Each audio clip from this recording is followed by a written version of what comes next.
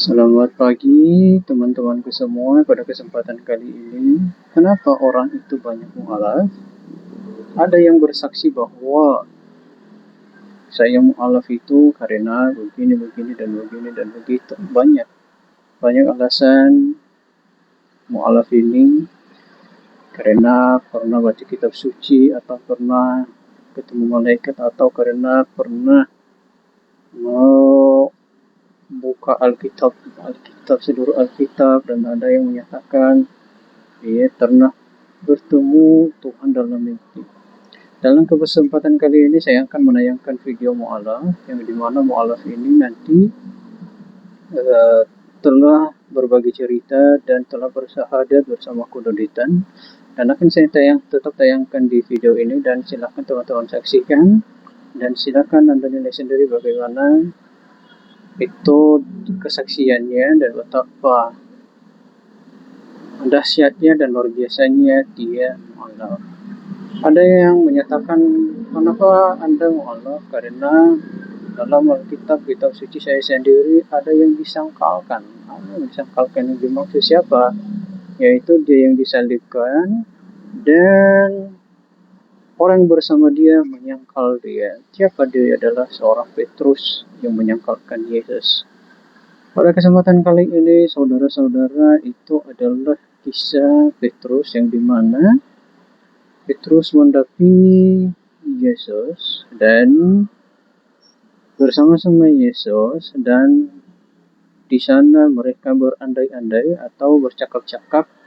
Padahal di percakapan itu ada beberapa nanti yang ditanyakan Yesus kepada mereka, tetapi ada yang setia akan Yesus dan akan juga yang menyangkalnya, ada yang mengkhianatinya.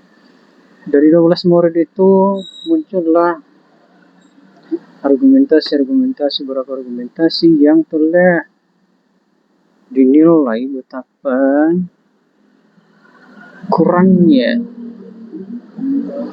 para murid ini menyimak dan mendengar dan memahami apa yang dimaksud dengan Tuhannya itu, atau yang disebut dengan Yesus Kristus. Dalam kesempatan ini, padahal bahasanya itu bukan Tuhan, adalah dia Tuhan, tetapi orang Kristen sendiri yang mengatakan dalam kesaksiannya bahwa Yesus adalah Tuhan. Tuhan beda dengan Tuhan. Kalau Tuhan ditujukan kepada seseorang, kalau Tuhan kepada ilahi yang sang khalik.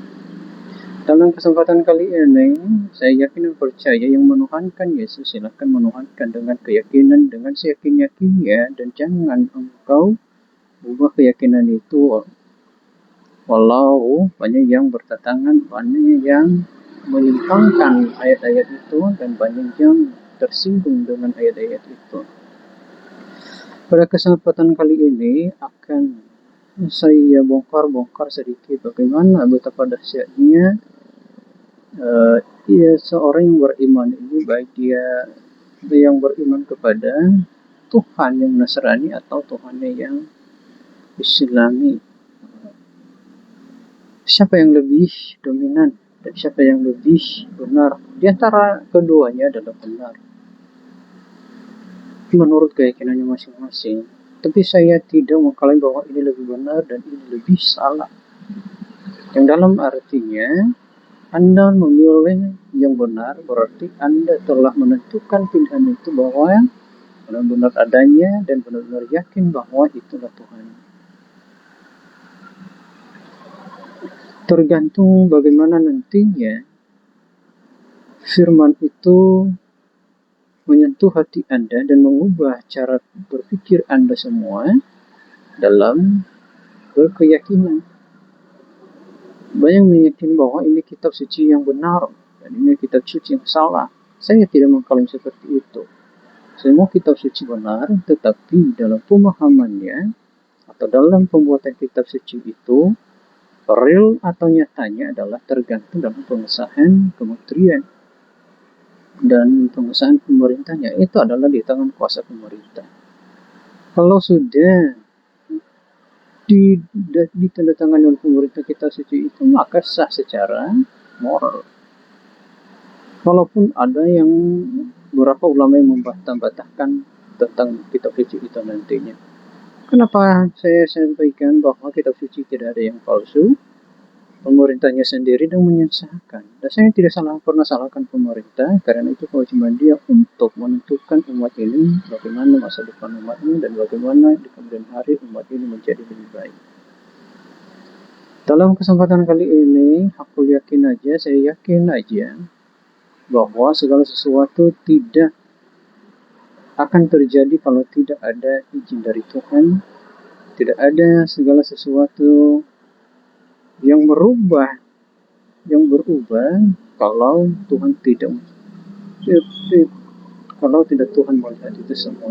Ya, saya yakin Tuhan melihat itu semua, dan itu tergantung bagaimana konsep kita dalam mengimani sesuatu. Berimanlah kepada Tuhan yang Dia yang layak disembah. Janganlah beriman kepada Tuhan-Tuhan, karena banyak Tuhan di dunia ini yang tidak layak untuk disembah. Dan percayalah bahwa Tuhan yang kau pilih, yang kau agungkan, yang kau muliakan, itu yang kau sembah. Jangan menyembah kepada yang lain. Tentang keyakinan saya, jangan kita bongkar di sini, nanti kita bongkar di masa yang akan datang.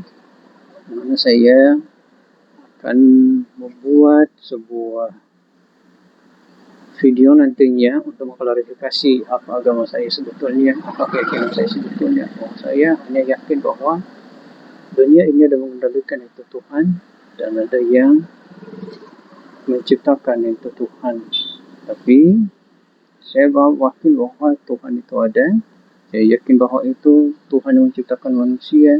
Dia adalah satu-satunya yang dimuliakan, dipuji, dan disembah. Itu Tuhan yang menciptakan langit dan bumi dan beserta segala isinya, dan yang memisahkan darah dengan laut, dan dia adalah yang dianggungkan oleh dunia. Itu saja dari saya, dan saya akan menayangkan video mu'alaf, dan silakan saksikan teman-teman betapa dahsyatnya mu'alaf ini dalam bersaksi. Terima kasih, sampai jumpa di kemudian hari. Tetap bersama saya, Mahalain. Sekian dan terima kasih. Ambil dari pengembangan masyarakatnya, cuman dari meneliti dari metode. Nah ini kan mau meneliti channel Donitan juga. Ya. Enggak sekalian aja. Oh gitu doang. Gitu doang. Ya, saya bersama istri saya ditemenin. Siap, silakan. Nah, mulai. Ya, ada beberapa pertanyaan kok. Jadi aku ini mengangkat dari beberapa ujian judul kemarin. Tadinya kan memang pengen neliti terkait media dari Kohdoni kan alhamdulillah nih lumayan upgrade lah untuk bisa ditiru. Oke. Nah, karena memang ada beberapa yang menjadi problem dari ini, akhirnya dari situlah pengen bagaimana lembaga kita ini juga pengen lebih up juga dari medianya. Lembaga apa nih? Ya, STID? Oke. Dari kampus kita juga, terutama dari kader-kader apologet atau pakaran kristolognya juga. Cuman karena tadi harusnya itu sesuai dengan prodinya. Akhirnya karena aku bukan komunikasi, jadi prodi, ya udah terkait nanti pengembangan dakwahnya itu. Sehingga kemarin direvisi sama dosen ditambahin, jadinya mengangkat temanya itu metode dakwah Kohdonitan dalam menyampaikan nilai-nilai Islam kepada masyarakat Kristen melalui pendekatan kristologi.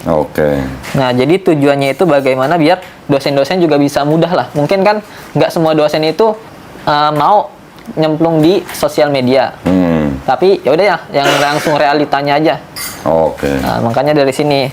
Nah, ada beberapa pertanyaan mulai dari latar belakangnya. Tadinya pengen 40, cuman kita saring-saring lagi lah. Jadi 60. Enggak. Jadi 20.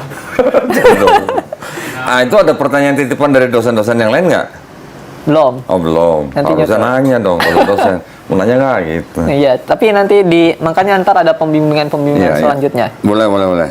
Jadi modelnya Q&A lah, Tuan Guru. Pertanyaan pertama. Ya. Jadi Q&A. Mungkin jawab pertanyaannya maksimal ada berapa menit itu jawabnya? Singkat, padat, jelas. Iya, maksimal berapa menit? Boleh 2 menit. Oh, 2 menit. 1 menit. Bentar.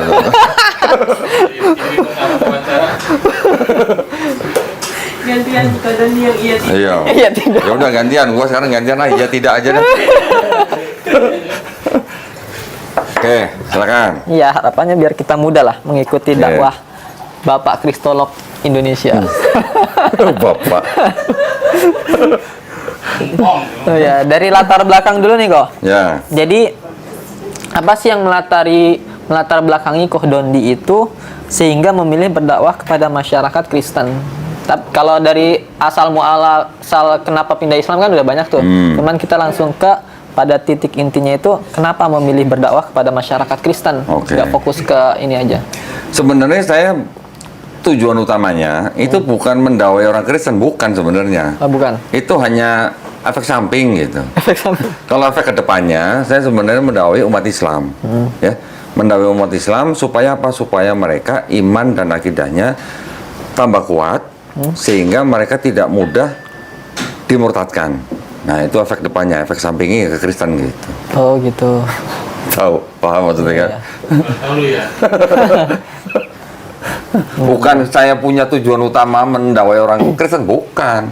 Yang saya dakwakan sebenarnya tujuannya kepada orang Islam, supaya orang Islam tahu perbandingannya. Karena di dalam Islam dan Kristen kan ada satu sosok yang sama, yang menjadi apa? Perbedaan persepsi ya. Oh, sebenarnya ada tiga lah, sebenarnya ada tiga. Yahudi menolak Yesus Kristus atau kita sebut Nabi Isa alaihissalam. Bahkan kalau kita lihat di dokumen-dokumen mereka seperti Talmud gitu kan, ada yang menyebut-nyebut sampai ke Yesus dan Maria begini-begini gitulah ya. Ya oke, mungkin ada nama-nama Yesus yang sama pada zaman dulu. Wallahualam, tapi secara umum dan secara khusus umat Yahudi menolak Yesus sebagai nabi, ya kan? Yang kemudian di Kristen mereka meninggikan Isa alaihissalam ini atau Yesus Kristus ini setinggi-tingginya sampai menjadi Tuhan. Ya, antara Yahudi dan Kristen nih. Islam kita seperti di tengah-tengah. Ya. Kita menganggap Nabi Isa alaihissalam sebagai hanya sebagai hamba Allah, nabi. Tapi kita mengakui dia sebagai Al-Masih gitu. Ya, walaupun konsep Al-Masih dan Mesiasnya dengan Yahudi itu mungkin beda konsep, tapi kita aja menyebut Nabi Isa sebagai Al-Masih, putra Maryam. Kepada Kristennya kita hanya menempatkan Nabi Isa alaihissalam sebagai utusan atau hamba Allah, tidak sampai punya sifat ilahi. Ya, jadi ada Yahudi, Kristen, tapi kita seperti di tengah-tengah gitu. Iya gitu. Pertengahan. Karena ada satu sosok itu yang dikenal oleh tiga agama ini, makanya saya berusaha memberikan pemahaman kepada umat Islam supaya paham posisi kita tuh bagaimana. Ada loh agama lain yang menganggap nabi kita itu seperti ini, ada agama lain yang menganggap nabi kita juga seperti ini. Kita harus paham, ya. Dan saya juga mendakwakan kepada umat Islam juga tidak hanya tentang sosok Nabi Isa alaihissalam itu aja, tetapi juga dari sisi Qur'annya memandang apa namanya, Bani Israel yang dulu pernah menerima kitab ini, Taurat, Zabur, Injil itu apakah itu kitab yang dipegang sama Yahudi dan Kristen? Itu juga penting buat saya. Karena kalau saya nggak sering-sering sampaikan itu, orang Islam yang baca Quran menganggap bahwa kitabnya orang Kristen itulah Injil yang dimaksud Quran. Orang Islam yang baca Quran memandang kitab orang Yahudi, itulah Taurat yang dimaksud Quran. Itu yang saya nggak mau. Ya, maksudnya supaya apa? Supaya kita paham Quran menyebutkan Taurat, Zabur, Injil sebagai apa, kepada siapa, kapan, dan sekarang di mana gitu. Jadi kita tidak mudah dipengaruhi, oh ini loh Taurat yang dulu disebut di Quran, atau oh ini loh Injil yang dimaksud di Quran. Nanti dulu, kita harus paham. Tujuan saya itu di situ sebenarnya. Nanti sementara dengan sosok Nabi Isa alaihissalam, kita juga harus bisa tahu dan kita menempatkan Nabi Isa alaihissalam sesuai dengan apa yang tertulis dalam Quran. Jangan sampai kita menyembah Nabi Isa alaihissalam karena ada bujuk rayu dari orang di luar Islam. Oh gitu. Memang poin utamanya sebenarnya ke Islam ya. Ke Islam. Untuk ya membagi pengalaman ya mantan kafir ya. Iya. Jadi mengetahui, oh ini pemahaman dari sini kayak gini, pemahaman dari sini kebenarannya ternyata seperti ini. Betul. Karena kita sama-sama Islam, saya kasih tahu orang Islam supaya tidak mudah dimurtadkan kita. Tujuan utama saya di situ. Ya mungkin kan seolah-olah kayak menganggap kok Dondi kayaknya nyerang Kristen terus, padahal poinnya ya memang sebenarnya buat ngebentengin gitu ya. Iya, tujuan utamanya untuk ngebentengin. Tapi kalau ada orang Kristen yang bilang saya menyerang Kristen, kalau saya menyerang tanpa dokumen, boleh bilang saya menyerang. Oke? Tapi kalau saya mengucapkan sesuatu, membacakan sesuatu dengan bukti yang ada dari kalangan mereka sendiri, apa mau dibilang apa? Masa saya nyerang? Nah, orang itu dokumen-dokumen Kristen kok. Memberitahu. Gimana? Gitu maksudnya. Ya. Jadi saya berdakwah, tujuan saya berdakwah orang Islam. Efek depannya, efek sampingnya, kalau yang mau mikir ya monggo gitu aja. Oke. Ya. Dapat. Nah, ini gue lurusin nih. Pelurusan ya, bukan menyerang agama lain, tapi memang untuk fokusnya sebenarnya untuk membekali umat-umat Islam ya. Iya. Apalagi banyak terjadi orang mendakwahkan nanti kalau masalah kenapa Kristen kok mengajak orang di luar Kristen masuk agama mereka, ada ayatnya apa, di mana latar belakangnya bagaimana, itu ayat otentik apa enggak, itu urusan, itu bahasan yang lebih dalam. Gitu. Oke. Siap. Satu pertanyaan terselesaikan. Lanjut pertanyaan kedua. Lumayan ceban nih. Asik. Satu pertanyaan ceban nih 20 udah berapa nih? Nah, bagaimana sih kok pengalaman hidup Koh Dondi ini sehingga membentuk metode dakwah yang digunakan saat ini gitu, sehingga memiliki efek yang sangat luar biasa juga nih. Pengalaman pribadi atau dari Koh Dondi ini sehingga membentuk mungkin ada metode dakwah khusus yang terformulakan dengan Koh Dondi. Gini, awalnya ketika saya sebelum bersyahadat, saya kan juga melihat video-video perdebatan. Yang paling banyak ini kan perdebatan antara Islam dan Kristen. Ada juga perdebatan Yahudi dan Kristen juga ada. Tapi perdebatan Yahudi sama Islam nggak ada gitu. Nah, ya. Jadi ketika saya melihat perdebatan antara orang Islam dan Kristen, ini saya sebagai orang Kristen waktu itu kan jadi terpancing. Terpancing untuk membuktikan bahwa mungkin yang disebut dengan serangan-serangan atau argumen-argumen dari kalangan Islam itu benar apa enggak gitu. Oke. Ternyata ya dalam mencari sebuah kebenaran, kita kan dimulainya dari sebuah keraguan. Ketika kita sudah mulai ragu, kita meneliti, baru kita cari bukti-buktinya. Dalam mencari sebuah kebenaran, kita tidak boleh melibatkan suka dan tidak suka. Ini dong, namanya mencari kebenaran. Jadi ketika saya mau memulai sebuah riset pribadi ya tentang perdebatan antara Islam dan Kristen ini, akhirnya saya menemukan bukti-buktinya malah dari kalangan Kristen. Ini pengalaman awal nih. Oke, kalau begitu berarti yang di Kristen kondisi begini, yang di Islam kondisi begini. Nah, yang mempelajari tentang Islamnya itu belakangan sampai akhirnya saya mengakui bahwa Islam itu yang memang benar-benar punya klaim dan bisa dipertanggungjawabkan. Walaupun mungkin pertanggungjawabnya secara dokumennya itu mungkin juga hanya didasarkan pada dokumen satu pihak, ya itu fine-fine aja gitu ya. Jadi akhirnya saya mengakui bahwa Islam ini adalah satu-satunya agama yang berasal dari yang menciptakan langit, bumi, dan manusia. Saya juga mengakui akhirnya kitabnya Islam itu adalah kitab yang pasti bukan karangan manusia. Akhirnya saya bersyahadat, ya kan 2014.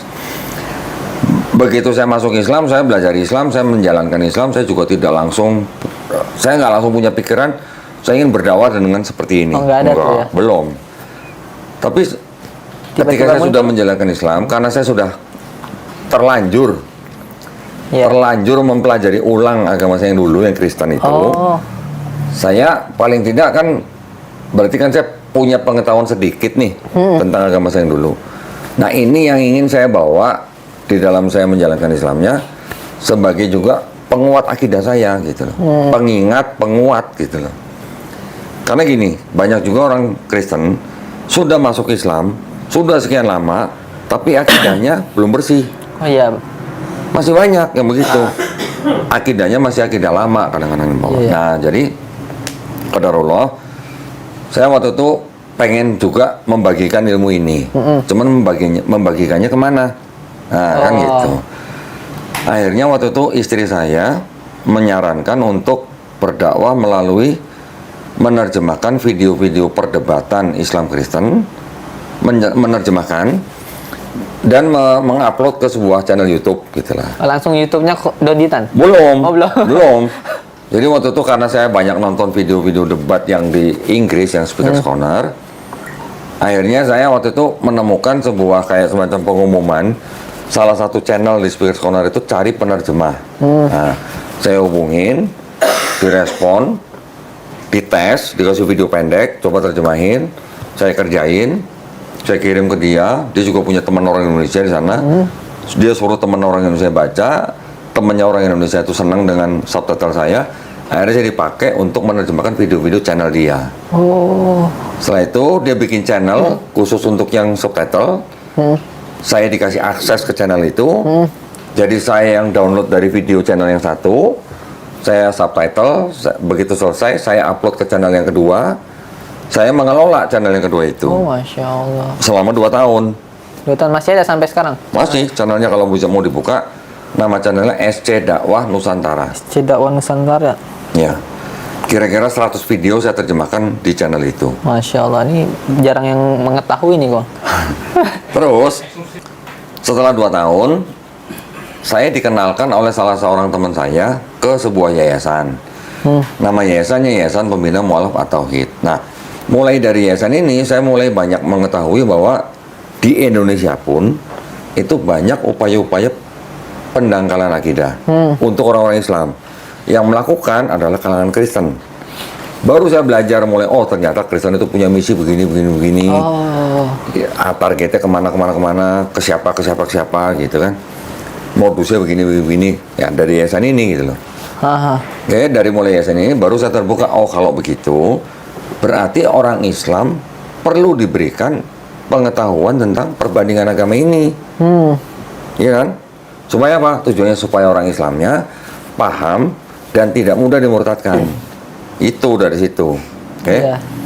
Saya gabung dengan Yayasan Pembina Mu'alaf At-Tauhid itu dari tahun 2020. Sampai akhirnya sampai sekarang juga sebenarnya saya masih pengurus. Cuman tahun 2024 saya bikin yayasan baru namanya Garda Mu'alaf Indonesia.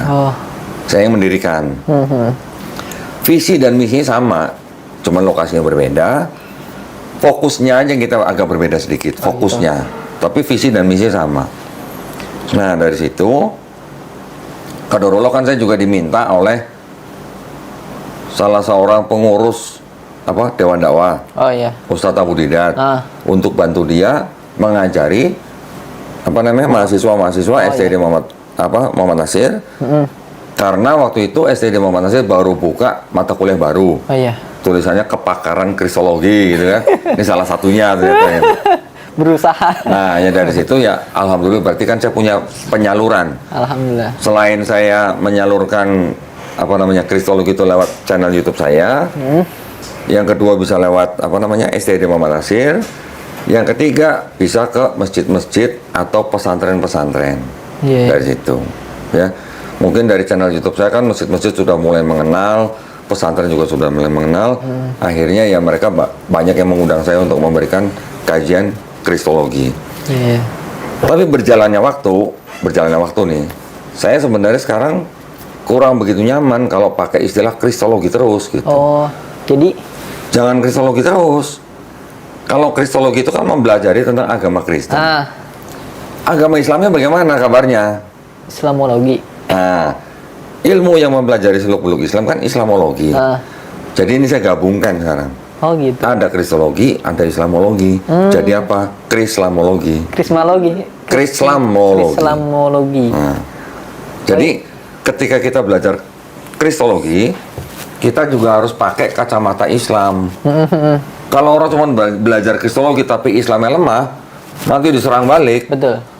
Bisa goyang. Banyak di TikTok. Nah, tapi kalau kita belajar kristologi, Islamologinya kita kuat, mau ada serangan seperti apapun, kita bisa menjawab dengan mudah, tapi kita juga bisa counter attack. Gitu. Oke, dapat. Nah, ya, itu poinnya. Jadi tujuan utamanya belajar Islamologi adalah menjadi Muslim yang kuat iman dan akidahnya. Gitu. Itu baru formula itu baru-baru ini atau baru-baru ini? Baru-baru ini. Akhirnya digabungin sekarang ya. Iya. Masya Paling Allah. baru setahun ini. Ini jarang-jarang tahu nih. Karena taunya pokoknya kristolog terus memang Iya, Doni ini. berarti eksklusif dong nih berarti. Luar biasa. Kalau eksklusif berarti fee-nya gede nih toh. Masya Allah. Nih Ini bayarin. Tadi maunya cuma mendoan doang toh. Oh iya ya, jangan mamanya. Oh iya enggak gitu. oh iya enggak. Bisa aja. Keren. Ada keren. ketawa di belakang lo. Ya Masya Allah nih. Ya. Spill lah mulai makin terbuka lebar dari bagaimana mengasah keilmuannya dari menerjemahkan ya. Jadi saya nggak mau orang Islam cuma tahu kristologi tapi Islamologinya lemah gitu. Betul. Saya nggak mau. Karena yang diincar oleh misionaris memang orang-orang Islam yang Islamnya lemah atau yang imannya kadang-kadang mungkin pas-pasan gitu. Iya. Ya, selain daripada unsur misalnya ekonomi lemah, itu juga bisa. Oke. Nah, tapi di antara dakwah itu kan apakah mungkin memang ada misi juga untuk bagaimana sih ketika Kodondi ini harapannya atau ada tujuan utama juga kepada dakwah kepada orang-orang Kristen tersebut? Udah saya bilang itu efek samping. Efek samping aja. Dia login alhamdulillah. Kok bisa efek samping? Nah, sekarang gini, kita harus membicarakan bagaimana misinya. Kalau itu tadi kan kita bicara visinya. Sekarang kita bicara misinya. Misinya bagaimana? Oke, misinya saya sebagai pengurus di EPMA, di Yayasan Pembinaan Mualaf Tauhid dan pendiri Garda Mualaf Indonesia, misi kita adalah saya diberi tugas. Tugas saya apa? Berdebat dengan pendeta. Oh, Setahun minimal 2 kali. setahun. Masya Allah. Ini debat yang tatap muka ya, bukan online ya. Minimal setahun 2 kali, debat tatap muka di tempat yang bagus, di tempat yang bermartabat lah gitulah. Semuanya kita yang fasilitasin. Jadi saya mengajak pendeta itu berdebat dengan tuntunan Quran. Apa tuntunan Quran? Tidak boleh mengolok-olok kaum lain, tidak boleh menghina sesembahan orang lain. Ya, tuntunan ini yang kita pegang dengan dasar juga bahwa kita memang berdebat dengan mereka harus dengan cara yang paling baik. Oke, karena ada perintahnya juga dalam Quran. Artinya dengan tuntunan itu kita mengajak pendeta berdebat, kita membuat sebuah, boleh dikatakan apa ya, konten gitu. Kita bikin konten karena itu kan disiarkan live di YouTube. Iya. Buat orang Islam yang nonton, kira-kira dengan menonton debat kita, gimana rasanya? Lebih terbuka. Otomatis kan imannya tambah kuat, Iya. ya kan? Itu yang kita harapkan. Tapi kalau ada orang Kristen yang nonton, terus mereka mikir, Iya. efeknya di situ, efek sampingnya. Oke. Setelah mereka nonton debat-debat kita, mereka jadi menghubungi kita. Kok boleh nggak kita konsultasi? Saya mau nanya-nanya dong. Datang sini konsultasi. Buka-bukaan Bible lagi. Iya. Kalau, dan saya nggak pernah ngocok-ngocokin mereka harus masuk Islam, enggak. Konsultasi, konsultasi. Tapi ketika mereka konsultasi, terus mereka masuk Islam, Alhamdulillah. nah ya alhamdulillah kan, itu kan izin Allah gitu loh. Iya, ya. Itu efek sampingnya. Oke. Berarti bukan tujuan utama ya biar dia masuk Islam. Bukan, ya kita berdakwah. Efek Kita sampingnya membuat konten dakwah dengan para pendeta, ya mau nggak ditonton. Iya, soalnya kan ada berpendapat mungkin sengaja nih biar dia itu ngotak-ngatik agama Kristen biar dia masuk ke Islam. Berarti disclaimer itu memang efek samping aja. Bisa efek samping. Karena kita tahu hidayah mutlak milik Allah, Masya Allah. gitu dong. Nggak boleh kita punya niat, saya mau debat sama pendeta itu, saya harus bisa mengislamkan dia. Nggak boleh. Nggak boleh. Nabi aja nggak bisa. Betul. Apa bawa pamannya masuk Islam? Apalagi kita. Yang kita harus tanamkan adalah kita hanya diminta menyampaikan walaupun hanya 1 ayat. Betul. Berdebat dengan cara yang paling baik. Tidak boleh mengolok-olok mereka. Tidak boleh mengolok-olok sesembahan mereka. Itu. Masalah nanti orang itu diizinkan Allah masuk Islam, itu haknya Allah gitu mah. Oke. Gitu. Siap. Lanjut kok. Gimana sih menurut Koh Dondi ini biasanya melakukan dakwah yang biasanya dilakukan Koh Dondi sejak pertama kali bertemu hingga menyampaikan ajaran Islam itu bagaimana ke kalangan teman-teman Kristen? Kebanyakan yang menghubungi kita untuk minta konsultasi kan orang-orang dari kalangan Kristen. Oh, dia minta ya? Banyak yang datang ke sini mereka datang ke sini karena mereka sudah nonton debat yang kita lakukan. iya. Oke. Jadi mereka datang ke sini, ada yang konfirmasi, ada yang pengen tahu sejarahnya, ada yang pengen lihat buktinya, banyak. Nah, ketika mereka datang, saya hanya memperlihatkan bukti-bukti apa yang jadi argumen saya. Ini buktinya, kalau saya ngomong begini, ini buktinya. Mereka lihat sendiri, mereka baca sendiri.